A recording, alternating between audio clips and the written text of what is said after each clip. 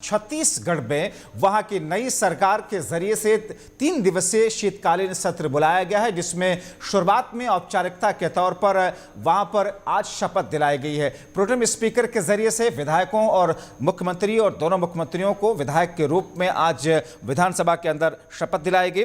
फिलहाल pro tem speaker Ram विचार नेताम हैं, हालांकि वहां के परमानेंट स्पीकर रमन सिंह को बनाया गया है भारतीय जनता पार्टी की तरफ से। अब आगे आने वाले वक्त में क्या कुछ स्थितियां होंगी, मंत्रिपरिषद का भी गठन होना है। और एक दिन पहले जैसा कि आपको हमने दिखाया था कि विष्णुदेव साय जो मुख्यमंत्री हैं छत्तीसगढ़ के, उन्होंने दिल्ली आकर के आला कमान से मुलाकात की थी और माना यह जा रहा है कि आला कमान ने उनको एक ऐसा फॉर्मूला दिया है जिसके जरिए से छत्तीसगढ़ में मंत्रिपरिषद का गठन किया जाएगा।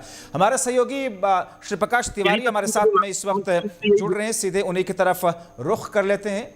लेकिन उससे पहले आइए आपको दिखाते हैं श्री प्रकाश की रिपोर्ट और क्या छत्तीसगढ़ में विधानसभा का शीतकालीन सत्र का आज पहला दिन था।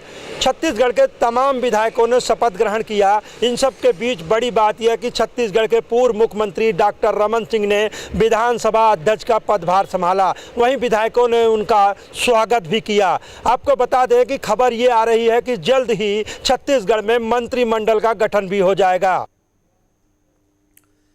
तो 3 दिवसीय शीतकालीन सत्र का आगाज आज हो चुका है। प्रोटेम स्पीकर के जरिए से विधायकों को शपथ दिलाई जा चुकी है। हमारे साथ में इस वक्त श्री प्रकाश तिवारी जुड़े हुए हैं। श्री प्रकाश, प्रोटेम स्पीकर के माध्यम से शपथ का कार्यक्रम तो आज हो गया, अब इंतजार सभी को है, प्रदेशवासियों को और बीजेपी के विधायकों को है कि मंत्रिपरिषद कब, और मंत्रिपरिषद के लिए दिल्ली आला कमान की तरफ से, बीजेपी की तरफ से फॉर्मूला क्या दिया गया, किस किस्म की चर्चाएं हैं बीजेपी के खेमे में?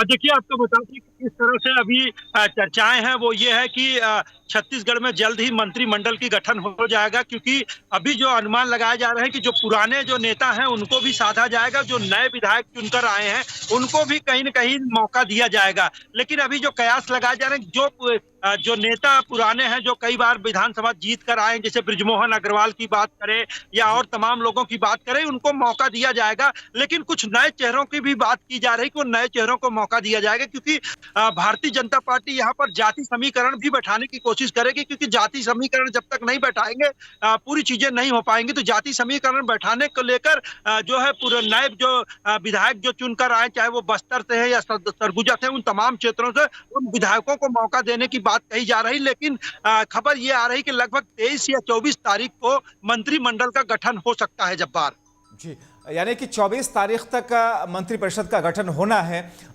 जैसा कि हमने देखा था 2018 के पहले, जब 15 साल तक लगातार भारतीय जनता पार्टी की वहां पर सरकार थी, जातीय समीकरण और चाहे वो आदिवासी तबके से लोग जुड़े हुए लोग हों या फिर दलित तबके से जुड़े हुए लोग हों या फिर वो लोग जिनके जरिए से बीजेपी को बड़ी कामयाबी मिलती रही है, उनका वर्चस्व मंत्रिमंडल में देखने को मिला था। इस बार भी वही फॉर्मूला या कुछ हट करके? देखिए जब्बार, सबसे बड़ी बात है कि जिस तरह से छत्तीसगढ़ में आदिवासी वोटरों की संख्या बढ़ी है, आदिवासी विधायक ज्यादातर जीत कर आए हैं, निश्चित तौर पर आदिवासियों को एक बड़ी प्राथमिकता जो है छत्तीसगढ़ की सरकार में दी जा रही है। चाहे वो मुख्यमंत्री आदिवासी हो या मंत्रियों की बात करें, तो मंत्रियों में भी आदिवासी के मंत्रियों की भी संख्या बढ़ सकती है। और वहीं बात करें एसटी की, जो मंत्री हैं वो एक मंत्री की दर्जा दिया जा सकता है, वो सामान्य जो है उनको भी मौका दिया जा सकता है। जिस तरह से जो पुराने लोग हैं, पुराने लोगों को मौका दिया जा सकता है। तो यानी पूरी मंत्रिमंडल का जो गठन होगा वो एक जाति समीकरण को बनाते हुए वो सोशल इंजीनियरिंग के तहत पूरे मंत्रिमंडल का गठन किया जाएगा।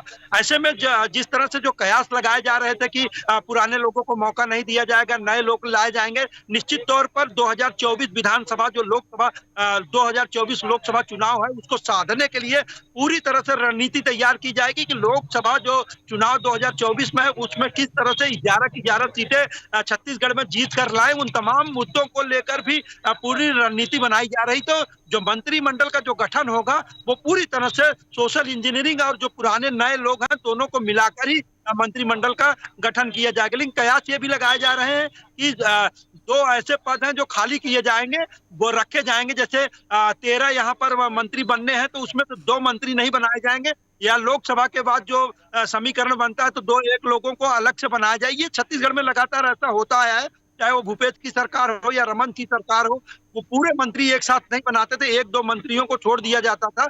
वो चुनाव के बाद या लोकसभा चुनाव जैसे ही खत्म होता था, उनको मौका दिया जाता था कौन इसके काबिल है। तो निश्चित तौर पर ये तमाम समीकरण बनाने की कोशिश की जाएगी और खबर जो आ रही है वो 23 या 24 तारीख को मंत्रिमंडल का गठन हो जाएगा। जब्बार, चलिए, बहुत शुक्रिया आप इन तमाम जानकारी के लिए। श्री प्रकाश, निगाह बना करके रखें तो 24 तारीख तक, जैसा कि हमारे सहयोगी बता रहे थे कि जो मंत्रिपरिषद है छत्तीसगढ़ का, वो अमल में आ जाएगा, उसका गठन कर लिया जाएगा। क्योंकि इससे पहले विष्णु देसाई जब दिल्ली आए थे तो उनको उस फॉर्मूले को लेकर के उनको तमाम मंत्र दिए गए थे।